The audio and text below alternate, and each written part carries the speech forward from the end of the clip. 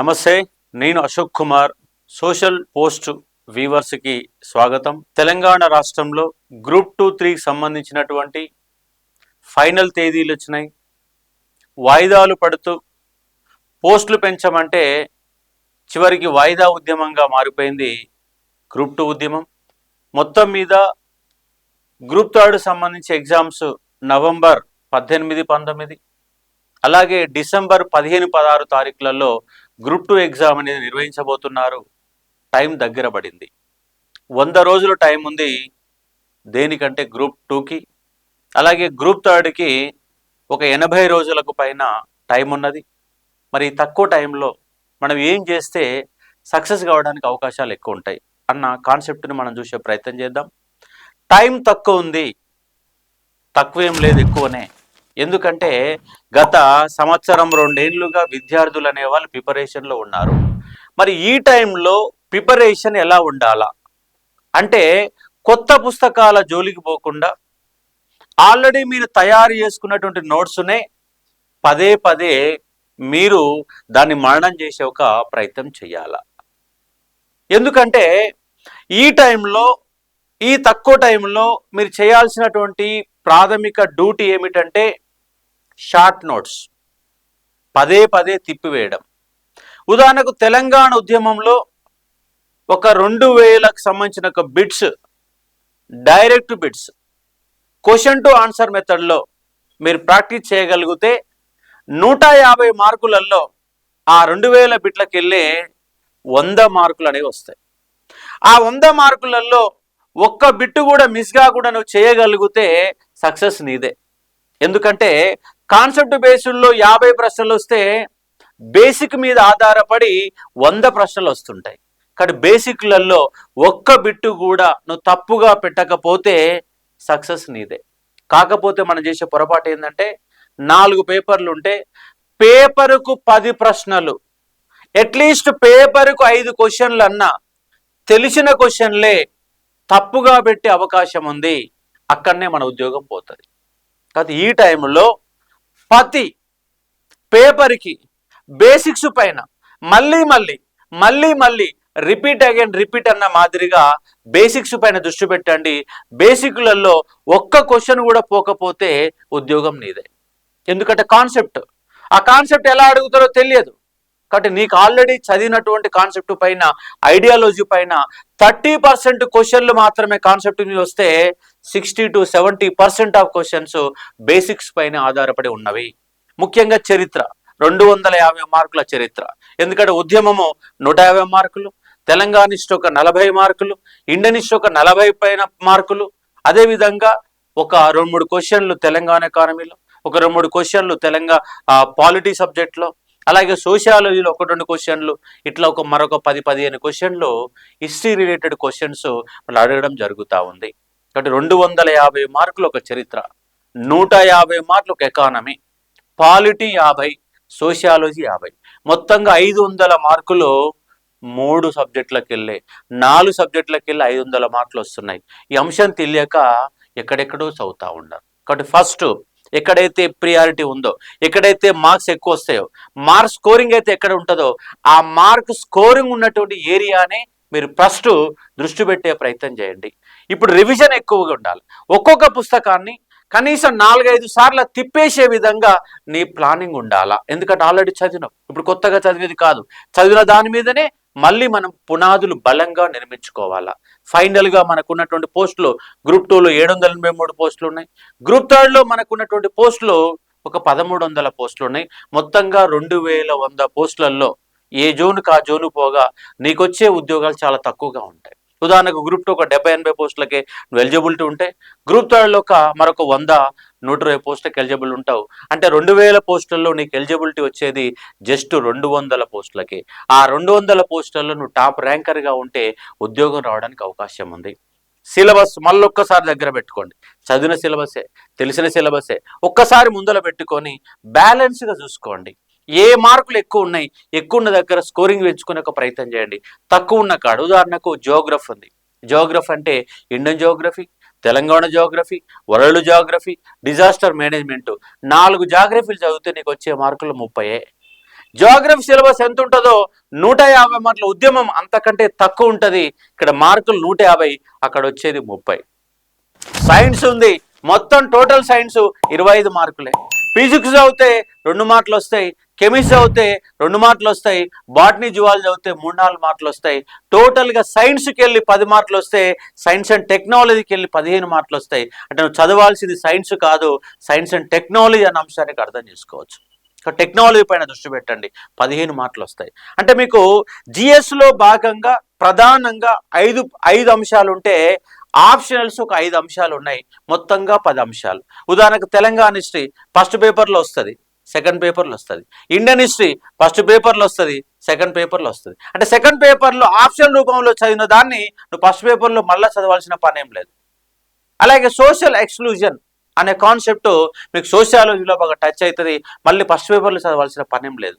కాబట్టి ఎక్కడైతే merged subject ఉందో, మెర్జ్డ్ సిలబస్ ఉందో, ఫస్ట్ పేపర్లో ఉన్నటువంటి సబ్జెక్టులు మళ్ళీ సెకండ్లో, థర్డ్లో, ఫోర్త్లో మళ్ళీ రిపీట్ అవుతూ ఉంటాయి. రిపీట్ అయిన అంశం పక్కన పెట్టి ఫస్ట్ పేపర్లో మీరు 5 అంశాలపైన కాన్సన్ట్రేషన్ చేయాలా.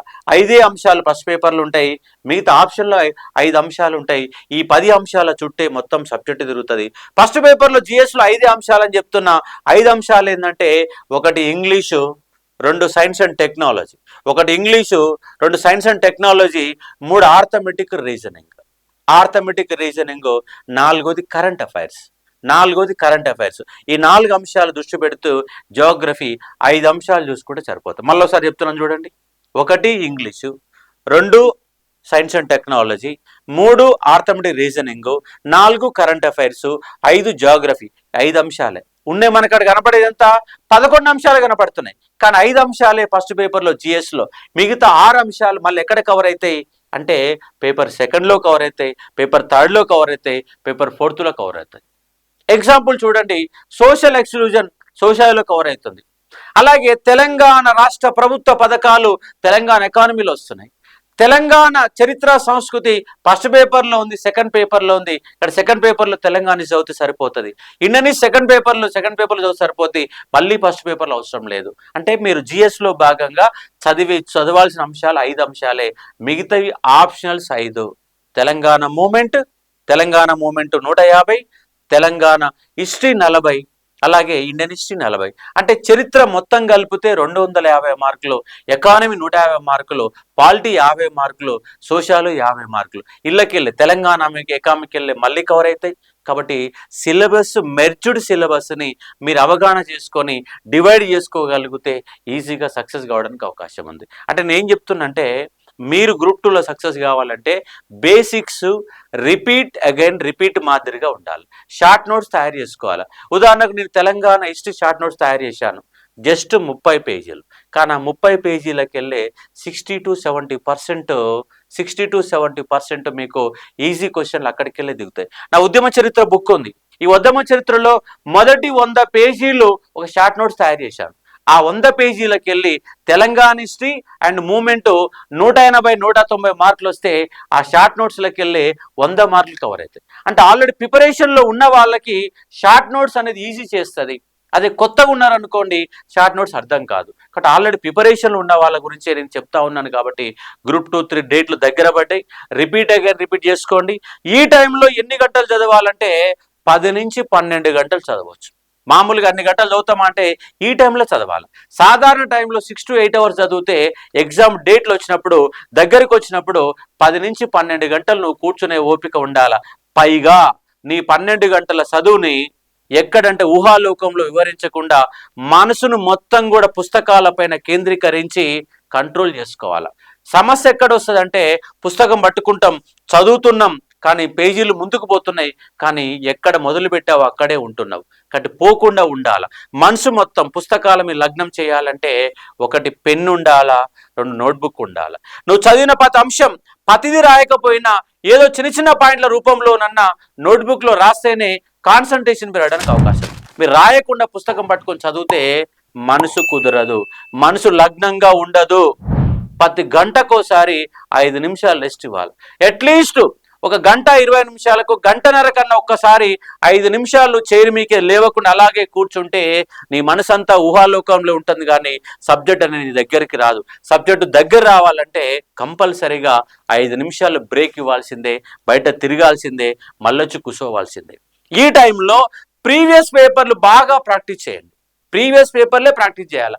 మళ్ళీ మార్కెట్లో దొరికే చెత్త చెదారం అంతా ప్రాక్టీస్ చేస్తే అది ఎగ్జామ్లో వస్తారో అది కూడా తెలియదు. కాబట్టి ప్రీవియస్ పేపర్లపై దృష్టి పెట్టి ఆ ప్రీవియస్ పేపర్లలో ఉన్న options, option A, option B, option C, option D, 4 గురించి ఒక్కొక్క దాని గురించి 4 లైన్లు రాయాలి.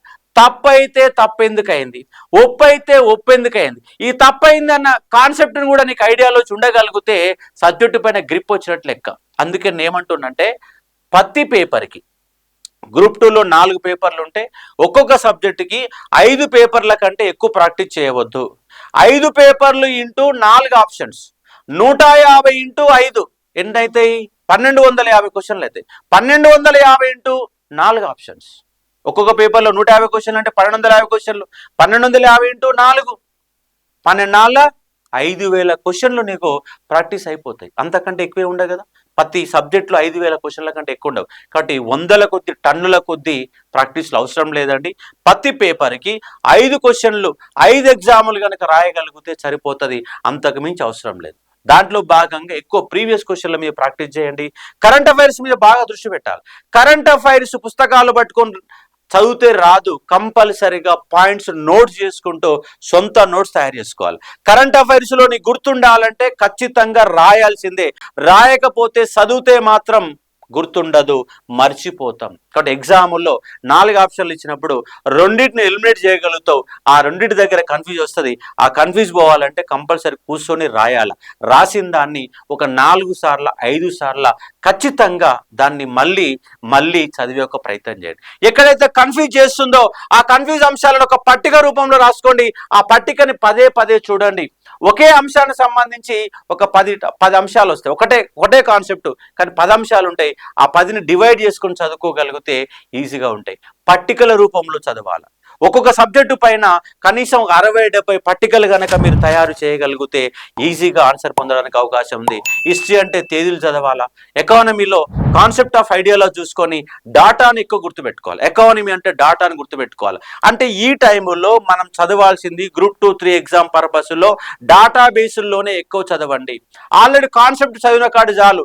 ఈ టైంలో కాన్సెప్ట్ మనం ఎక్కించుకోవడం కాదు, ఉన్నదాన్ని రివిజన్ చేసుకోవడమే ప్రధానమైన అంశంగా అర్థం చేసుకోవచ్చు.